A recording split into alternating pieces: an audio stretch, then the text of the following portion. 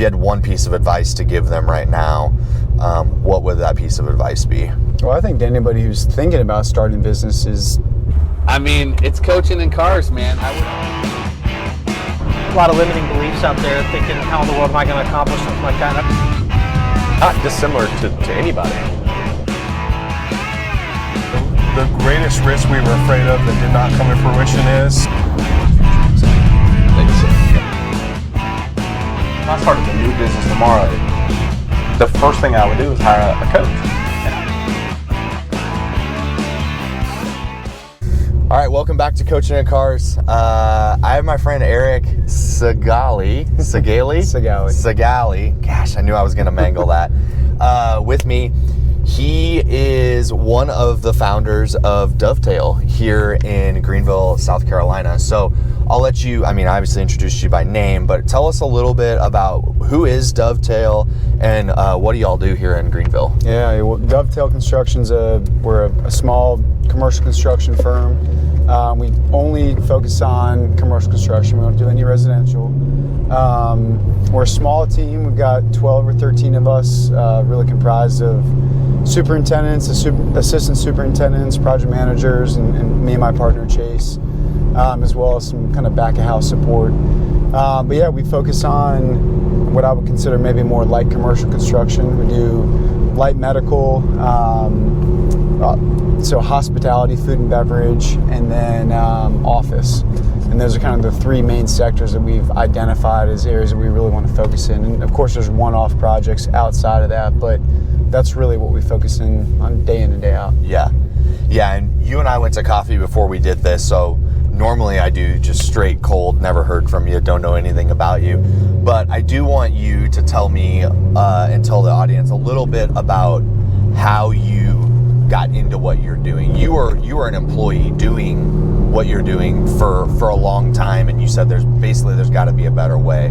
So let's kind of peel the onion back on that. Where'd you start? Maybe not necessarily the name if you don't want to share, but what were you doing before Dovetail, and then what really springboarded you into saying, I'm about to be a business owner and grow this thing? Yeah. I spent about 14 plus years with a really large general contractor who was a phenomenal company to work for, and worked on some really awesome projects, had great coworkers, great sub teams, really cool design teams to work with. So a really awesome experience.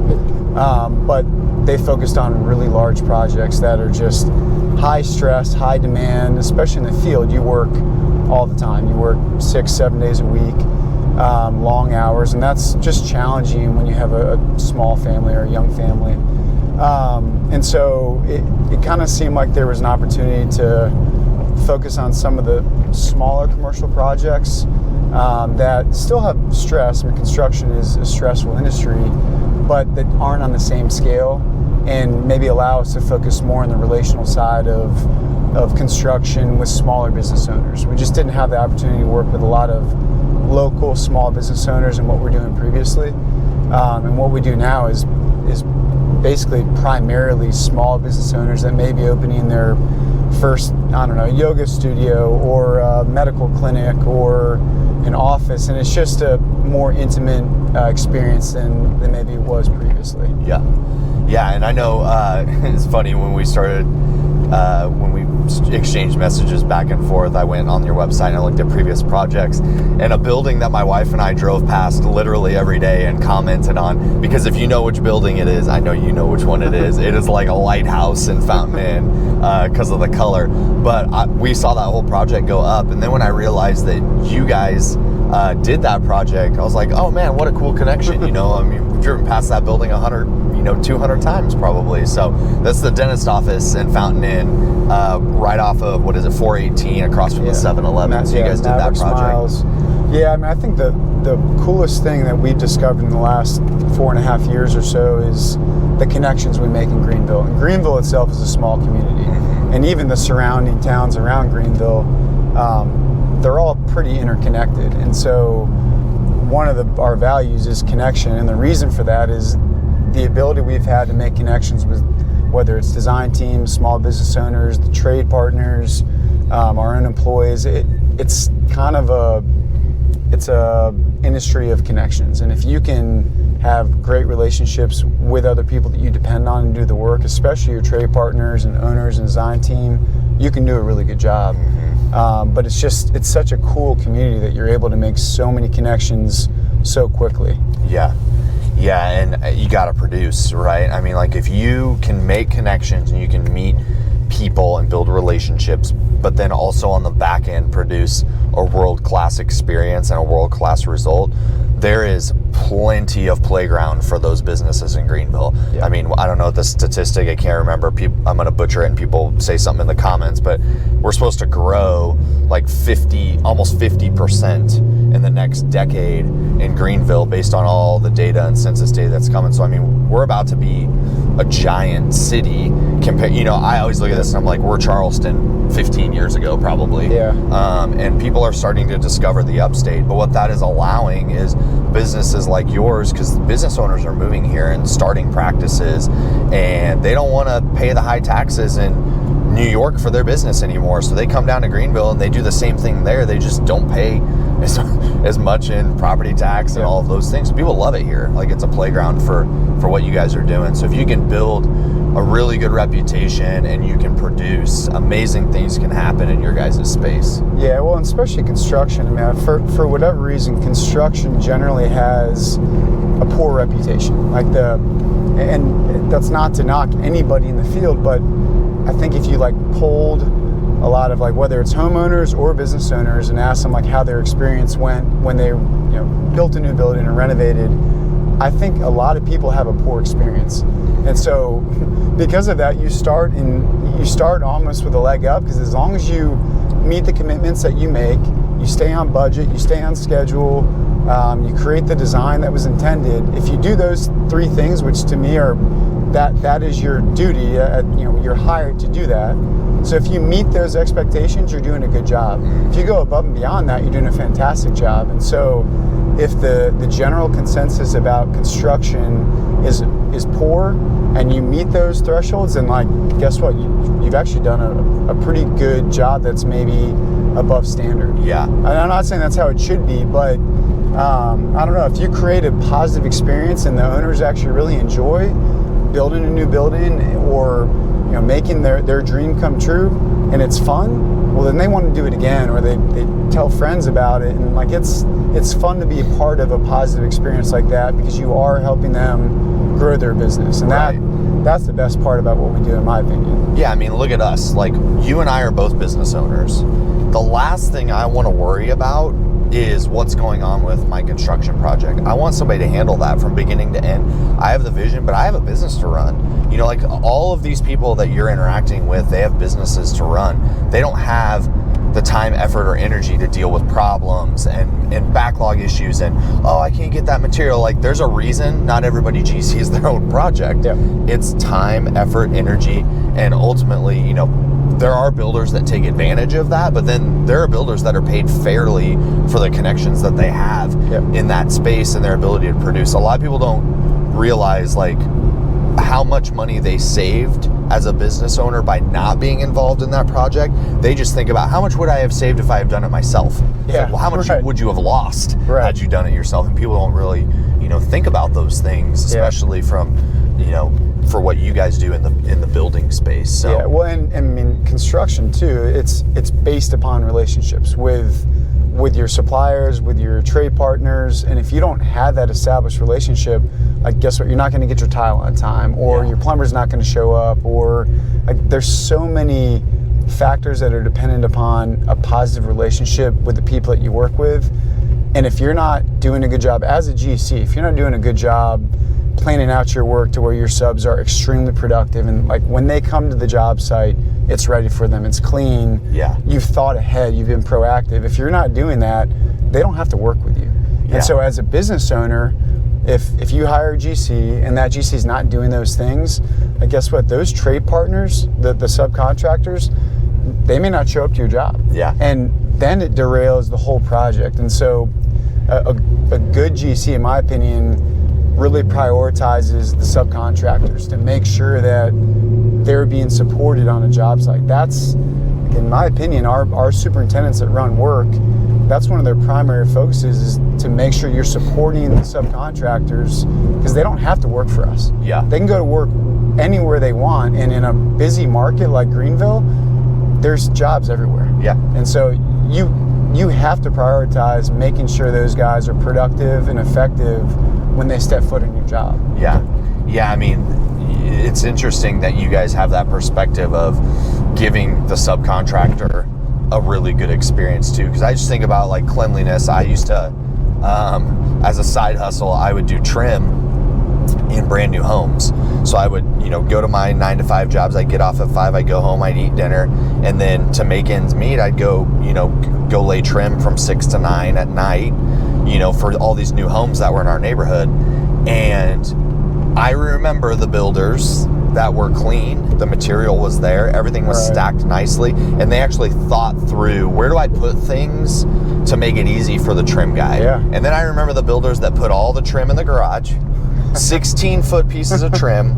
I have to somehow maneuver it around a corner to get it in the house, or I have to keep going around the front. Right. The drywallers beforehand didn't clean up, they didn't mud properly, they didn't corner properly, we didn't have 90-degree angles, we had 60-degree angles, so I had to fix all of a sudden it starts to snowball. And so it's interesting, I'm just making that connection in my head. If you give a good experience to the client, that's one thing. If you give a good experience to the people who are doing the work, that's a whole nother ball game. Yep. So yeah, man, that's cool. I'm just making that connection. Well, you start establishing your core group of trade partners, and the reason we call them trade partners is that they are partners in this project, right? Like, we cannot complete a job without their commitment, and so we owe it to them to provide a good experience. And if you do that and you establish this really solid group of subs and trade partners, you can go build whatever you want, and you can meet your commitments because they've committed to you. And so it's very symbiotic. We have to be lockstep together to actually succeed. Yeah. So I'm interested in, think about some of the unique projects that you guys have done over the last few years.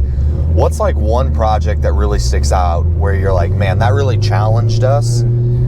It was unique, it was fun, it was exhausting while we were doing it. What's that big, hairy, audacious project that's out there where you guys are really proud that your name's on it? Yeah, well, the one that I'm personally doing myself right now is for Foster Victor Wealth Advisors, which is a kind of a boutique wealth firm in Greenville, and it's a really challenging job, because you're taking this old schoolhouse that's 100 years old, and that's already been added onto once, and then you're tying in a steel structure to that, tearing out a parking lot, and you're doing all this while there's an extremely busy wealth management firm that's growing, operating the whole time. And so, one, the structural work to me I love. I love the challenge of understanding how to tie in steel and concrete to an existing building. But then you've also got a high-end finished product. Yeah. You got really pretty curtain wall glass, storefront mixed in with brick, tied into steel, and you have all these different elements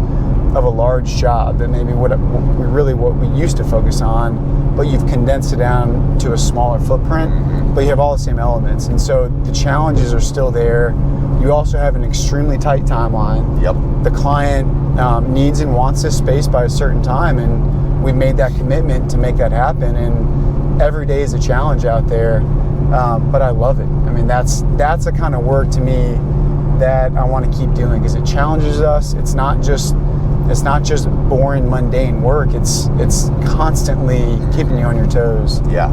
So I love jobs like that. I think restaurant work, food and beverage, is always a really fun challenge, because it's creative, it's unique, but it's also there's a time constraint on it, because obviously a restaurant needs to open to create revenue, and so the sooner you get it open, the better. So I love all restaurant jobs. To me, are really fun too. Nice. Yeah, I was really surprised. Not surprised, but I was a little taken back by the amount of projects you guys have done in a short period of time. You guys have been running, which is super, because the business has been open for how long now? 4.5 years. 4.5 years, and that projects page is I was scrolling for a while. It wasn't like we've got 2 projects on the board kind of thing. Yeah. So we've done probably about 100 maybe 115, 120 projects in those 4.5 years, which is a lot when you think about 30 projects a year. Yeah, and it's more than that right now. It's we're certainly, but we have a very good team of guys that can really manage work well and churn out the projects and meet the commitments. And so you just, at least Chase and I, we just have to keep it coming, right? Like we have to keep the guys busy. We have to have jobs on the horizon, because you turn over jobs in 3 to 4 months. That's not a long time to work on getting a job from really like inception to design to permitting to construction to completion. That's a condensed timeline. So that means you have to be kind of lining these things up the whole time, which is maybe different than what we did before, when you have a 2 or 3 year job and you have ample time to kind of focus on what's coming down the road. Like ours, it's a quick turn on all the projects. Yeah, the business development machine can never stop. Like, that is one thing that I learned when I started the coaching practice, was I would do this thing where I would like do these big pushes. I'd go meet a bunch of people. I'd put a bunch of stuff on my calendar. It was like I was a busy bee, which is great, but I wasn't a productive bee, because what would happen is I would run through all of those and then I would have to push that flywheel again and then fill my calendar again. Once I learned kind of like the art of, you never stop meeting people and you never stop, I could be full with clients and I'm going to act like I have zero in terms of my business development, because I know once you shut that faucet off, so to speak, it's really hard to turn it back on, especially if you already have business going on. Like if you have 40 projects in a holding tank and you just stop meeting people, you're going to burn through that backlog, but then you're going to have no time to start the flywheel again. Like you can't ever stop. Yeah, that's we talk about one of the very first things that we do in a business when we work with them is we simplify what a business really is, because especially in construction, like y'all are super complex. There's permitting, there's subs, there's schedules, there's deadlines, there's all this complexity, right? If we look at the business, most construction companies complexify, that's not a word, it is now, their business so much, and then they make really dumb decisions, or they don't make decisions, which is the worst decision. They don't move, they don't evolve. So we tell people, like, you gotta simplify it. It's really simple. You got your get work piece, your do work piece, and your get paid piece. If you just look at those lenses, we can never stop the get work piece, regardless of how backlogged we are. We can never stop the do work piece, regardless of how much we have coming in the door. We can never stop the get paid piece, making sure that we are able to pay everybody, right? If we just make sure that all of those wheels are working at capacity and not putting pressure on the other one, that's when a business really starts to gain momentum and starts to scale and grow and those types of things. But if we're constantly putting pressure on sales to sell more because production has nothing, it's like, well, now we just have a lot of really good people standing around doing nothing. It's like, well, that's pointless. Or if we can't get paid and we can't pay our subs and all of that, then now we've got pressure on production to go find new subs. Like it becomes this game of like constantly just plugging whatever hole. People don't think that way. They don't think, I just got to make sure I keep these 3 plates spinning at a high level all the time, and as long as they're spinning, we're in a good spot.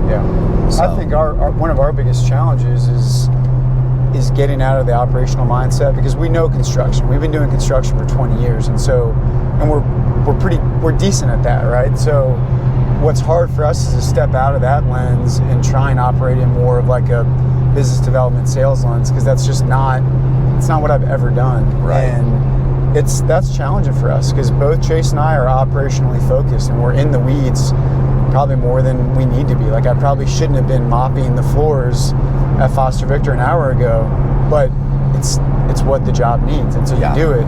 But in retrospect, that time probably would have been better served doing other things. But I think you learn that as you grow. I mean, obviously we're in that growing pain stage now of trying to figure out, we're now like a slightly larger business than I think we thought we'd be pretty early on, and so now we're trying to figure out how to support that and support the growth that we need to keep that business running. Well, and with those situations, it's like maybe you guys shouldn't sit in the sales and marketing seat. Maybe that's another person that needs to be added, and you guys saying, I don't know the answer. It's not prescriptive. This is just idea. But like maybe you're not the right person for that seat. But it's like we have to clearly define what are we looking for, and then we can say, okay, is there somebody that has like, we use ACE, which is aptitude, capacity, enthusiasm. Like, do they have the aptitude, the God-given ability to do that job without even thinking about it?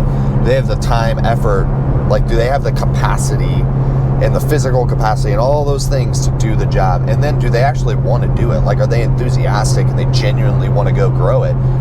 If they're not those three things, that is not the seat for them. They might be a great person. They might be the right person for the organization because they fit our values, but that's not their seat.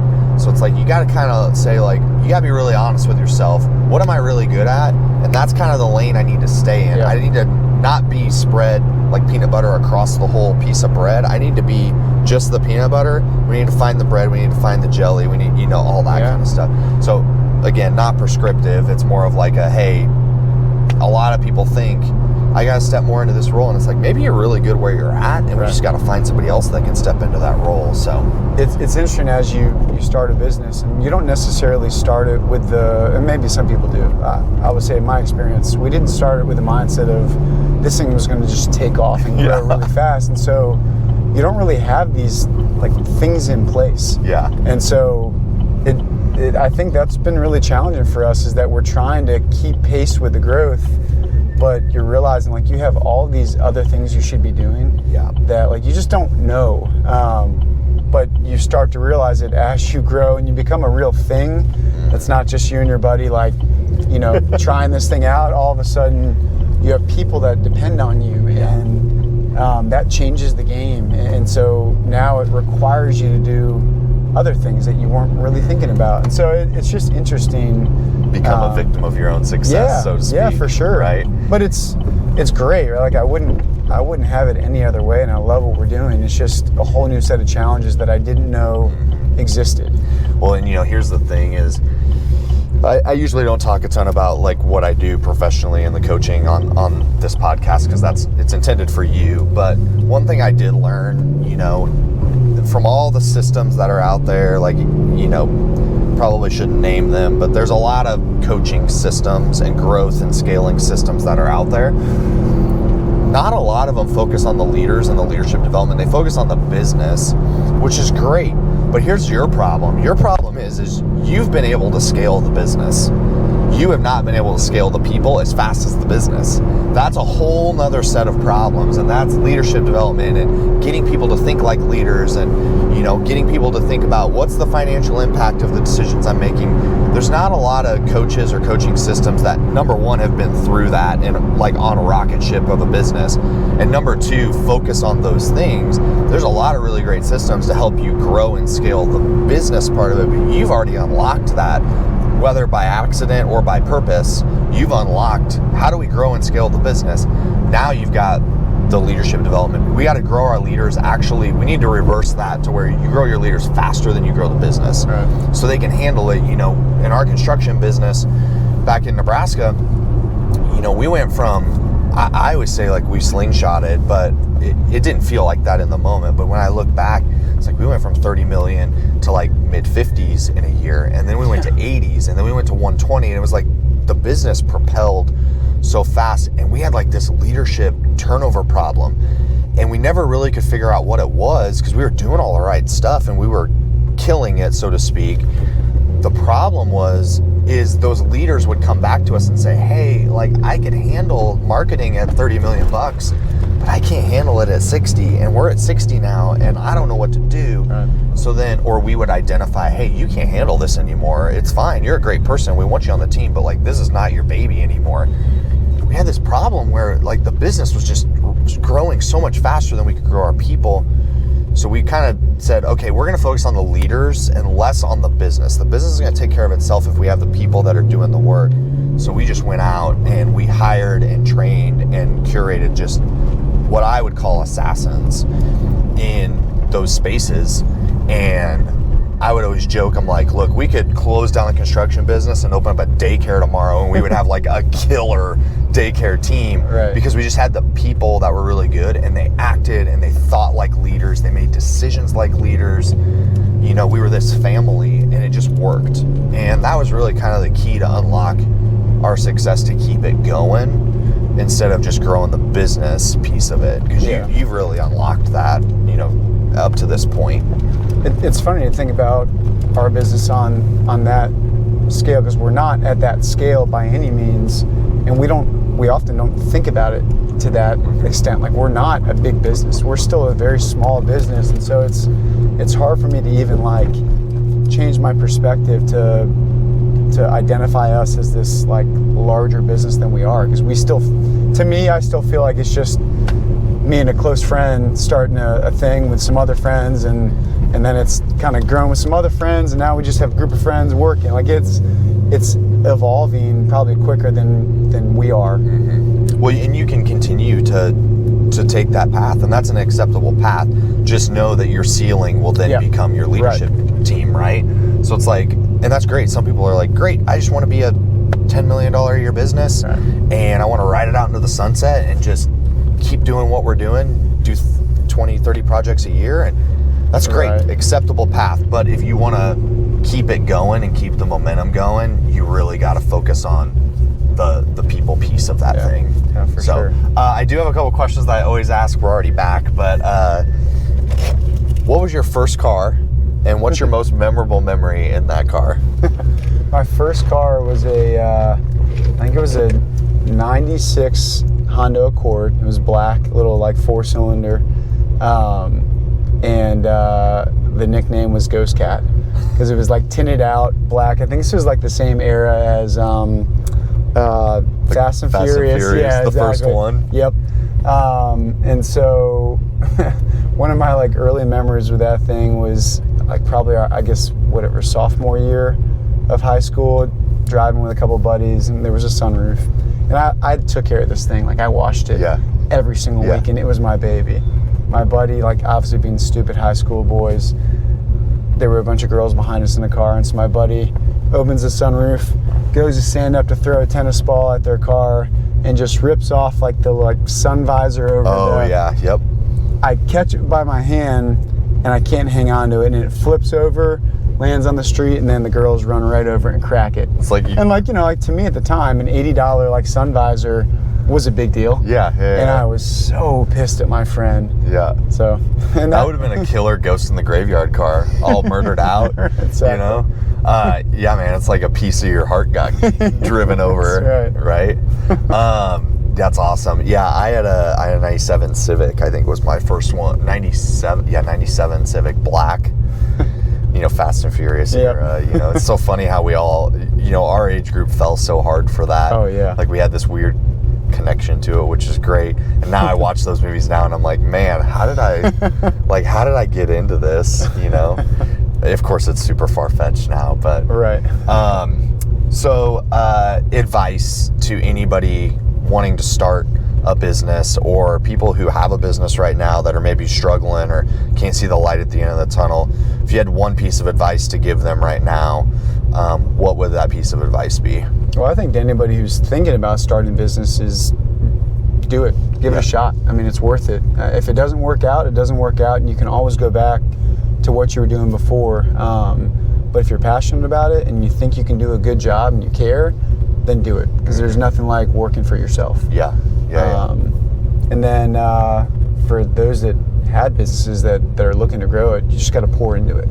And if you're not willing to do that, then you need to stop, because it's if you're not willing to put everything you've got into that business and the employees that work for you and that trust you, then you're not gonna do it justice. Yeah, a lot of people forget that it's not about revenue. There's people relying on you to put food on their table, right? You know, and it becomes this thing where, you know, the stress becomes more about providing for people than it does about providing for yourself as a business owner. That transition is it's a hard one sometimes for business owners. And if you're stuck at a particular spot, you got to remember, like, what you're doing, what probably got you that spot is not going to get you to the next spot. So you got to think differently. You got to have people like Eric in your corner that can help you throw you a couple bones here and there and say, hey, maybe look at it this way, look at it that way, you know, think about things a little different from somebody who's been through it, right? You know, you guys were $1 million business at one point, and, you know, people are there right now and they're trying to figure out, how do I get to 2? And you have a valuable perspective